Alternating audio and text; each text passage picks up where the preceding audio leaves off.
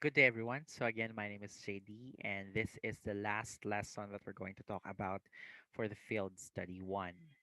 And I just want to share that our discussion, I will not be discussing in toto the discussions on these last episode. Instead, this will serve as a reflection to me and to everyone in the field of education, especially to those who are in the pre-service education, pre-service teacher, pre-service teachers. So, episode 16 is on teachers' philosophy of education.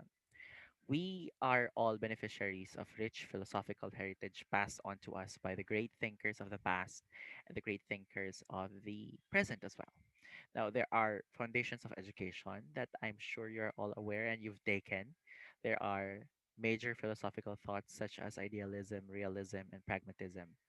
And then modern philosophical thoughts are perennialism, essentialism, progressivism, existentialism, social reconstructionism. And there are still other philosophical thoughts that are rising. And not to mention, there are also Eastern philosophical thoughts. And I will not be discussing that. I will be discussing you as a pre service teacher. As teachers, we craft our own philosophies. We do not just adapt an existing philosophy, that we isolate ourselves, that we are realists, we are idealists, we are perennialists. No, all these philosophies are somehow present in us as teachers, but we craft our own philosophy. We craft how we use these philosophies. Now, teachers are not just curriculum creators, we are implementors. We are also assessors and evaluators of curriculum.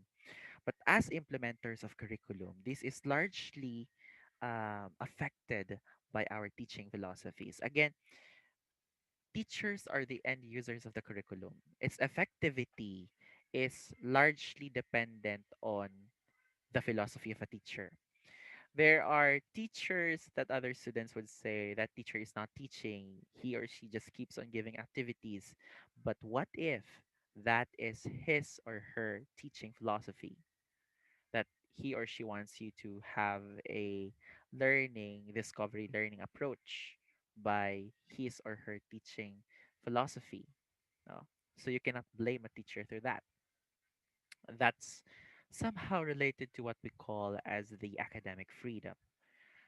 A teacher needs to have an academic freedom. A teacher has to develop his or her own philosophy, okay? Um, and not just depend on the confines on an existing educational philosophy and just isolate his or her own self on one philosophy. These may vary across the subject matter. This may vary in different subjects, in different courses, and may also vary in different topics.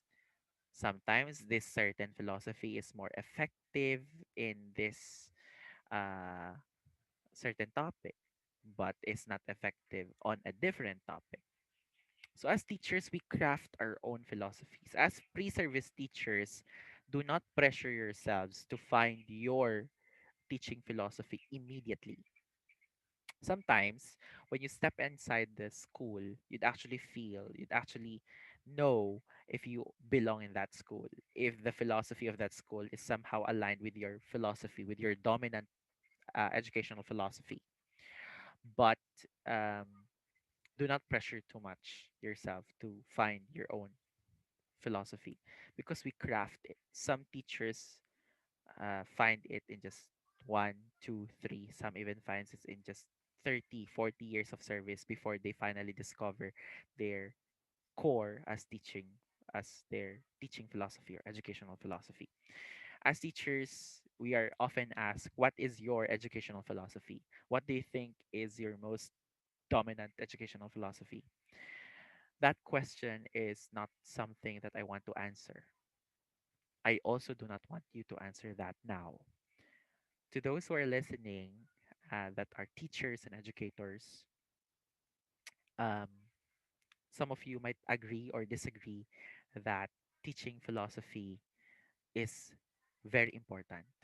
It actually influences. everything inside the classroom, on how you will manage your class, on how you will prepare, on how you will conduct your instructions, and how you will assess your students. Because it all boils down on your educational philosophy. Now, when you are teaching, do not teach because you just want your learners to acquire knowledge. Okay. um a school has his or a school has its own educational philosophy. Now, you need to align yourself to that.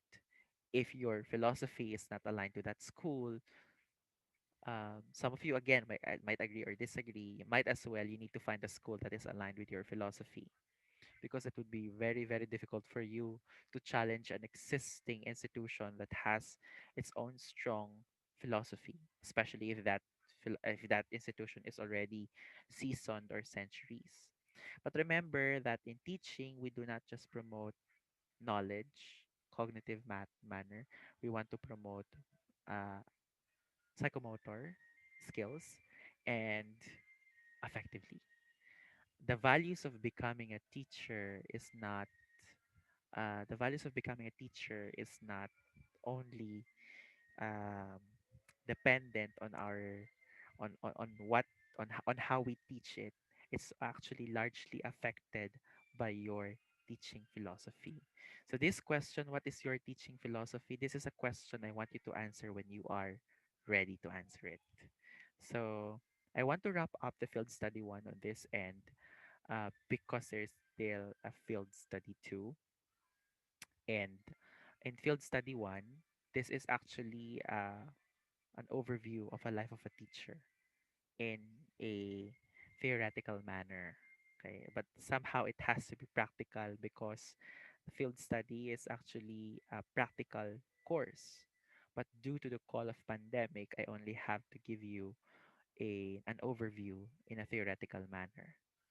So, as teachers, we craft our own philosophy across our years of experiences. I am Jonathan David D. De La Cruz, a new teacher. I am I've been in the industry until now for almost 3 years only. I'm very young in the industry, so I'm still also crafting my philosophy as a teacher. But I already know my dominant. But this may vary, this may change. Okay, so again, your teaching philosophy influences how you teach and how you educate. And I hope no you have to consider that there is no perfect philosophy of education. There's only appropriate ones. Okay? So should you have any questions or clarifications, or you may also contact me if you want to email me on Jonathan David underscore De La Cruz at dup.edu.ph. So that would be all. Thank you, everyone, and God bless.